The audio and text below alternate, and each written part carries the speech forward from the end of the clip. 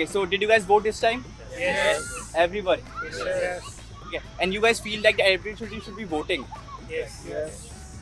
Why do you feel so? Citizen, this is our responsibility.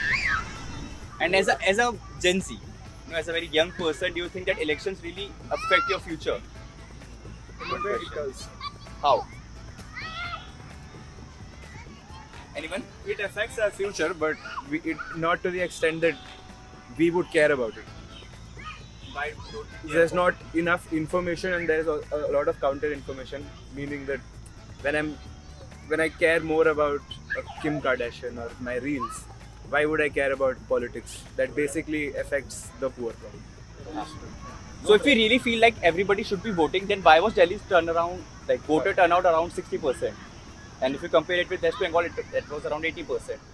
Why do we think that people in Delhi are not voting? Most of the exams are postponed, but not the DO exams. So most of the kids, I don't think they went and voted. There are two reasons for this. One can be people don't think that this is a way, this leads to any change.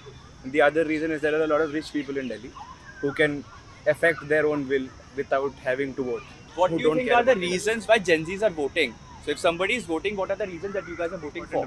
There's a huge cloud to voting in social media. If I can be a part of that cloud, and it's great. As the young generation, as the future of India, to vote more and vote more responsibly. Nothing, because we don't believe that they provide anything. Don't No, think they provide anything. They do provide women protection, which is, as somebody who stays in Noida, I very much want myself to be safe when I'm coming back home at 9 o'clock. So if my government is doing that, that could be a huge motivation for me to vote. How do you think technology and social media will influence the campaigning in the future? And as a voting process, how can Gen Zs determine who to vote for in this social media age?